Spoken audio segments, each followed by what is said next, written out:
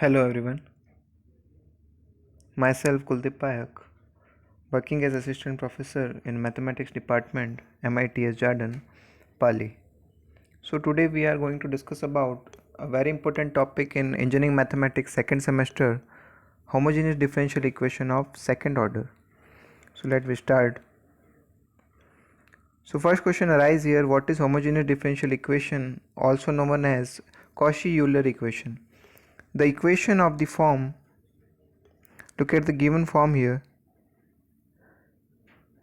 The equation of the form x power n with nth order derivative plus a1 x power n minus 1 with n minus 1 order derivative and so on to x with first order derivative dy upon dx plus an equal to f of x. Here f of x is a function of x.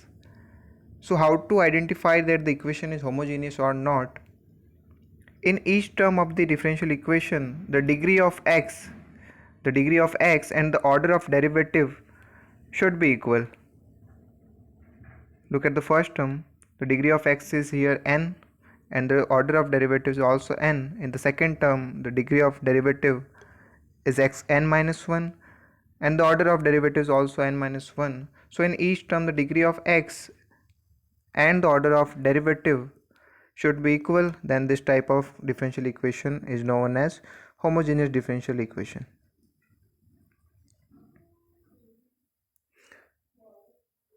Then how to solve the differential equation of homogeneous type? You have to convert it into the equation with constant coefficient. Now a question here, how to convert into constant coefficient differential equation? Just change the independent variable x to z. We are changing the independent variable x to z by the substitution z equal to log x or x equal to exponential power z. Both are the same meaning.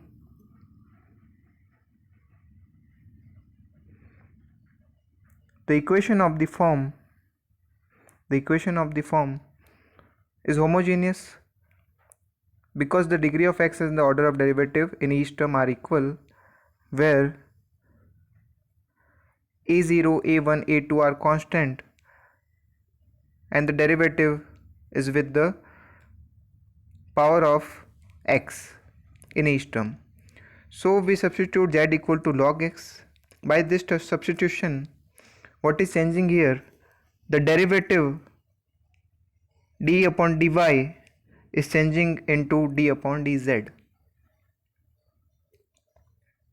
So by the chain rule, dy upon dx and d square y upon dx square will be also changed like this, dy upon dx and d square y upon dx square. Now the main thing is here, when you substitute the independent variable, then x dy upon dx will be changed into capital dy. Here capital D is d upon dz.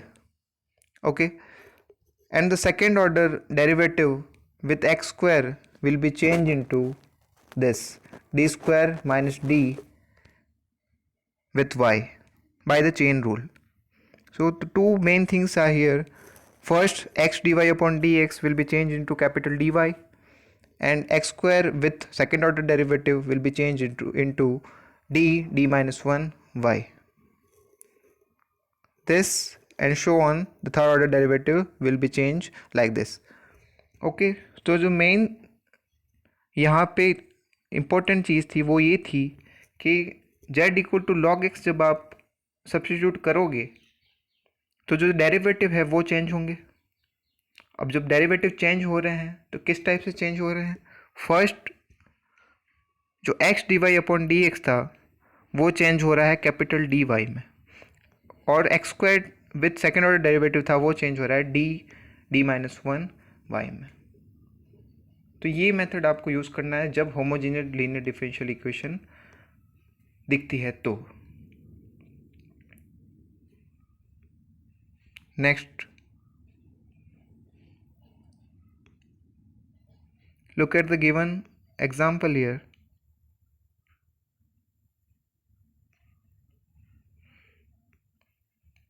In the form of question, first term degree of x is 2 here, and the order of derivative is also 2. Second term में degree of x 1 and the order of derivative is also 1. So in each term order of derivative and degree of x is same. So this type of equation is homogeneous differential equation. Okay. Next, solution के लिए हम क्या करेंगे, z को log x substitute करेंगे, independent variable x को z से replace करेंगे. जब आप रिप्लेस कर रहे हो इस टाइप से सब्स्टिट्यूशन करके, तो फर्स्ट ये चेंज होगा, x dy upon d x will be change into capital dy, और सेकंड चेंज होगा x square with the second order derivative will be change into d d minus 1 y. Capital D क्या show कर रहा है यहाँ पे, d upon d z, derivative with respect to new independent variable z. Okay, तो इस type से आप सब्स्टिट्यूशन करोगे तो जो गिवन डिफरेंशियल इक्वेशन थी, जो क्वेश्चन का फॉर्म था, वो कन्वर्ट हो रहा है न्यू फॉर्म में. ये सारी वैल्यूज रखने पे हमें ये इक्वेशन मिल रही है.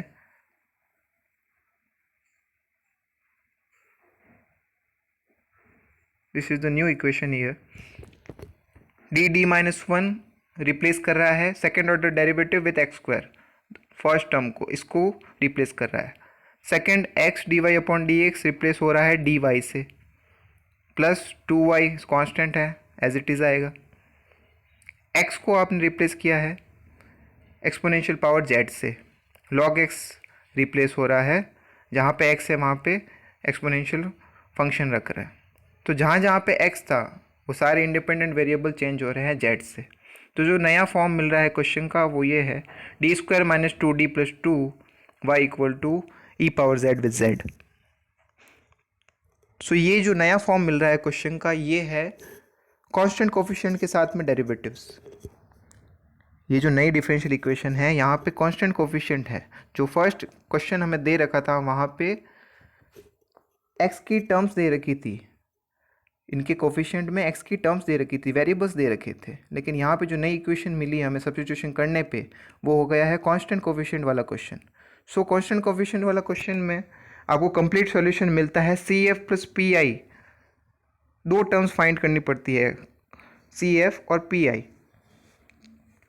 सी एफ और पी आई फाइंड करने के लिए ऑक्सिलरी इक्वेशन की ज़रूरत पड़ती है. Auxiliary equation for C F कैसे मिलेगी? ऑक्सिलरी इक्वेशन जो लेफ्ट हैंड साइड में जो फंक्शन ऑफ डेरिवेटिव दे रखा है उसको चेंज करते हैं एम में.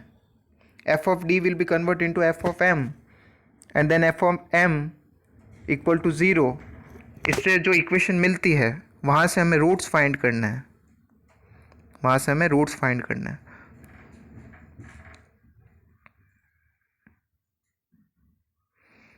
यहाँ से रूट्स हमें कॉम्प्लेक्स रूट्स मिल रहे हैं 1 plus minus iota by Sridharacharya formula.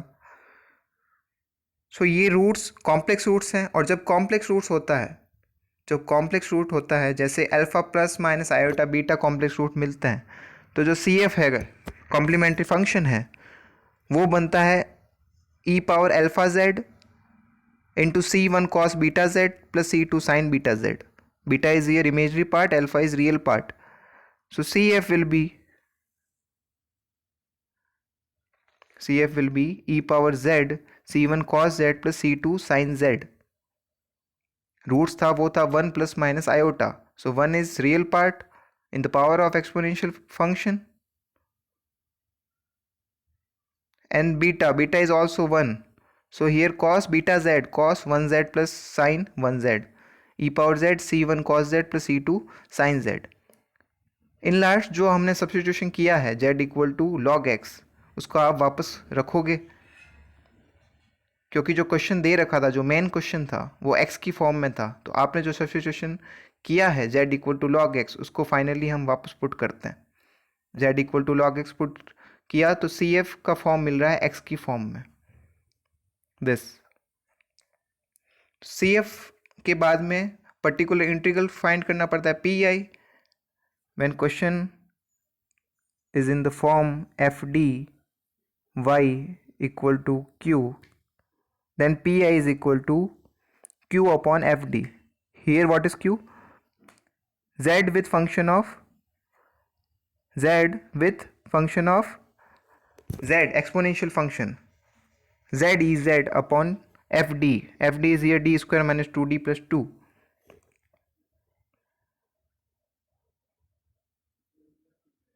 So P I find करने के लिए अपन क्या करते हैं, क्यू अपॉन एफ डी करते हैं. क्यू था यहाँ पे Z with E power Z upon F D D square minus 2d plus 2. So particular integral में इस टाइप के केस में हम ये फर्स्ट वाला फॉर्मूला लगाते हैं. जो first formula in the right hand side used formulas लिखे हैं मैंने. इसका मीनिंग ये है कि जब exponential function with function of x होता है तो इस टाइप से ऑपरेट होता है. Exponential function will be separate and the fd will be operate on the other function v of x. जो d है वो चेंज होगा d प्लस a में. जब आप एक्सपोनेंशियल फंक्शन को सेपरेट कर रहे हो तो उसकी जो पावर है x के साथ में जो कोफिशिएंट है a वो चेंज करता है d को. d will be convert into d plus a. सो जहाँ जहाँ पे आपको d दिख रहा है वहाँ पे आप क्या करोगे, d plus a. What is a here? a is 1 because E power Z, E power 1z है. सो d की जगह पे आपको क्या करना है, d प्लस 1 करना है. तो d प्लस 1 सब्सटीट्यूट करेंगे. जब आप d प्लस 1 सब्सटीट्यूट कर रहे हो तो ये इक्वेशन बन रही है. इसको सिंप्लीफाई करने पे ये मिल रहा है 1 प्लस डी स्क्वायर. और एक्सपोनेंशियल फंक्शन सेपरेट हो रहा है ये यहाँ पे. जब इसको सेपरेट कर दिया है तो अब एफ ऑफ डी इस पे ऑपरेट नहीं होगा. एफ ऑफ डी सिर्फ इस पे ऑपरेट होगा, जेड पे. जेड पे किस टाइप से ऑपरेट होगा? जब सिंगल फंक्शन होता है कोई वेरिएबल का तो उस पे एफ ऑफ डी चेंज होता है बाइनोमियल थ्योरम में. सेकंड फार्मूला बाइनोमियल थ्योरम में चेंज करते हैं एफ ऑफ डी को, फिर उसको ऑपरेट करते हैं. जैसे यहाँ पे 1 प्लस डी स्क्वायर है तो इसको बाइनोमियल थ्योरम में चेंज करने के लिए हम न्यूमरेटर में लेके गए हैं 1 plus D square power minus 1. सो इस टाइप से इसको एक्सपेंड करेंगे बाइनोमियल फॉर्म में तो ये इस टाइप से एक्सपेंड होगा. ऑपरेट हो रहा है z पे. क्योंकि z यहाँ पे सिंगल पावर का फंक्शन है तो इसके सेकंड ऑर्डर डेरिवेटिव और फोर्थ ऑर्डर डेरिवेटिव एग्जिस्ट नहीं करेंगे. मीनिंग हो गया यहाँ पे ज़ीरो मिल रहा है. जब ज़ीरो मिल रहा है तो अपन सिर्फ एक ही टर्म ले रहे हैं, फर्स्ट टर्म 1 विथ z यहाँ पे. So exponential function with only z क्यों लिया है? क्योंकि डी स्क्वायर शो कर रहा है second order derivative, D power 4 show कर रहा है फोर्थ ऑर्डर डेरिवेटिव. एंड इसके बाद में जितनी भी टर्म्स आएगी वो हायर ऑर्डर डेरिवेटिव है. सो सारी ज़ीरो वैल्यू दे रही है. सो हम फर्स्ट वैल्यू ले रहे हैं 1 इंटू जेड. तो एक्सपोनेंशियल फंक्शन विद z को वापस सब्स्टिट्यूशन करना है x में. फाइनली आंसर चाहिए x में, क्योंकि जो क्वेश्चन का फॉर्म था वो x इंडिपेंडेंट वेरिएबल के साथ में दे रखा था. तो हमने जो सब्स्टिट्यूशन किया है z equal to log x वो उसको सिंप्लीफाई करने के लिए किया है. फाइनली आपको x में वापस कन्वर्ट करना पड़ेगा. So x equal to E power z. So यहाँ पे कन्वर्ट किया है. Second z equal to log x तो लॉग x. सी एफ और पी आई दोनों मिल गए हैं. फाइनली आपको क्या करना है, दोनों को ऐड करना है. Complete solution will be given by y equal to C F plus P I. So y equal to C F plus P y. C F और पी आई की वैल्यू ऐड करनी है, वो अपना फाइनल सॉल्यूशन है which is given in the bracket.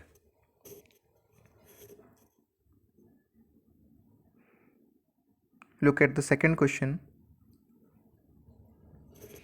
Solve the given differential equation x plus a whole square with second order derivative minus 4x plus a with dy upon dx plus 6y equal to x.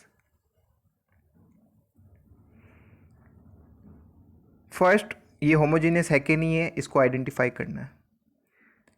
Generally होता क्या है, second order derivative with degree of x should be also 2.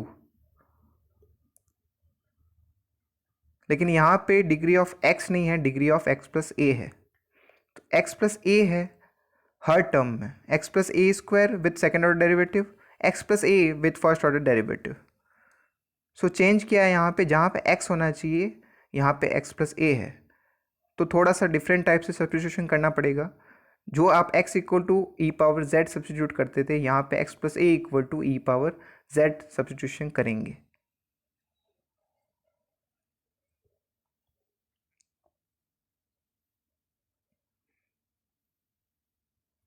इस type से substitution करने पे दो चीज़ें convert होगी। First, x plus A square with second order derivative will be change into d minus one y, and x plus a dy upon dx will be changed to dy. Here capital D is d upon dz. Main thing क्या है, यहाँ पे जो independent variable है x, उसको अपन new independent variable z से replace कर रहे हैं। जब इसको रिप्लेस कर रहे हैं तो सब्स्टिट्यूशन क्या कर रहे हैं, x plus A equal to E power z, क्योंकि जनरली x होता है, यहाँ पे x प्लस ए है, तो जो नया फॉर्म है पूरा x की जगह पे जो फंक्शन है उसको रिप्लेस कर रहे हैं, x plus A equal to E power z।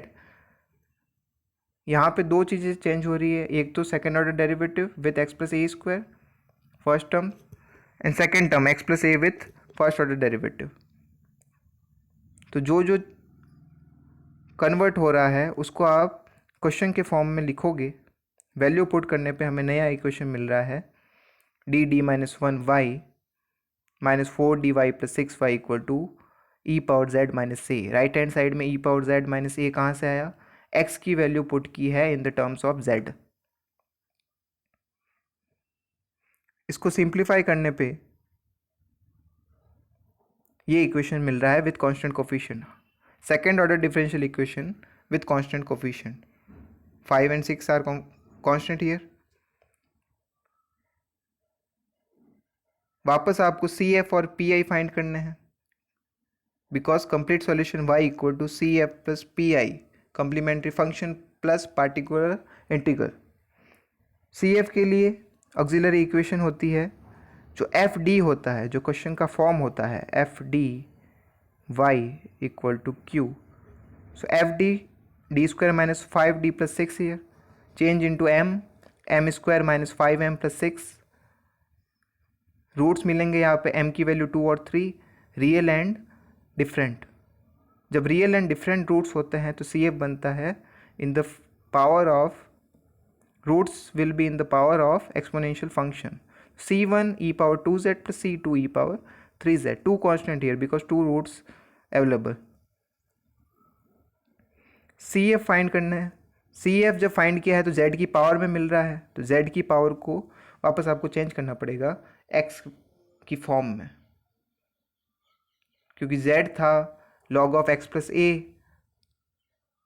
सो इसको चेंज करोगे आप x की टर्म में, जैसे यहाँ पे x plus A equal to E power z, तो e power 2z equal to X plus A square, दोनों साइड स्क्वायर कर दो, e power 3z will be X plus A whole cube, दोनों साइड क्यूब करने पे, तो ये अपना सी एफ है। फिर पी आई के लिए q upon F D. Q क्या है यहाँ पे, क्वेश्चन का फॉर्म चेंज करने पे जो क्यू मिल रहा है यहाँ पे ई पावर जेड माइनस ए, ये upon F D D square minus five D plus six. अब पी आई में जब एक्सपोनेंशियल फंक्शन होता है तो हम क्या करते हैं, एफ डी को कन्वर्ट करते हैं एफ ऑफ ए में। What is F of A here,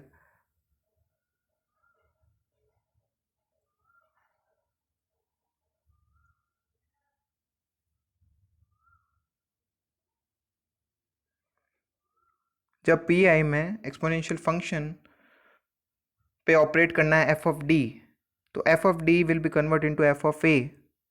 what is a here, exponential function की पावर, जो पावर है ए एक्स, उसका जो कोफिशिएंट है ए, वो यहाँ पे पुट करना है डी की जगह पे। और मेन थिंग क्या है, पुट करने पे एफ ऑफ ए ज़ीरो नहीं होना चाहिए।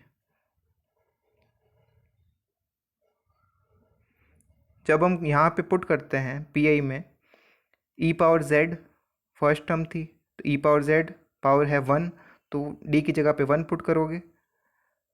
जब डी की जगह पे वन पुट करते हैं तो यहाँ पे ये वैल्यू मिल रही है। 1² minus 5.1 plus 6 will equal to 2 E power Z upon 2, and in second term E power 0z, because E power 0z equal to 1, जब इसके साथ में कुछ भी एक्सपोनेंशियल फंक्शन नहीं दे रखा है, मीनिंग क्या हो गया, ई पावर 0z लिख सकते हैं वहाँ पे, क्योंकि उसके साथ में 1 कोफिशिएंट है। तो ई पावर 0z, तो यहाँ पे 0 पुट होगा डी की जगह पे, 0 पुट करोगे 0² माइनस 5.0 प्लस 6, तो e power z upon 2 minus ए अपॉन 6, सिंप्लीफाई करने पे।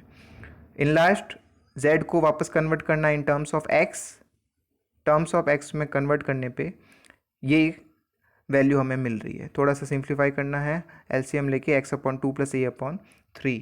सो पी आई और सी एफ दोनों की वैल्यू मिल चुकी है, तो कंप्लीट सॉल्यूशन होगा सी एफ प्लस पी आई।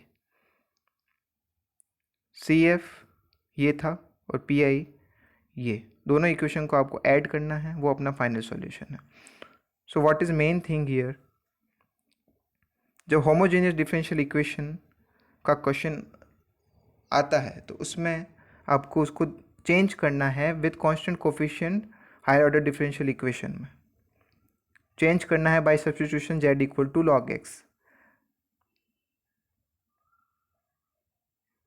फिर उसके बाद में मेथड यूज़ करना है कांस्टेंट कोफिशिएंट वाला, सी एफ और पी आई की वैल्यू फाइंड करके। Okay, so homogeneous differential equation के क्वेश्चन और उसका मेथड आपको समझ में आया होगा।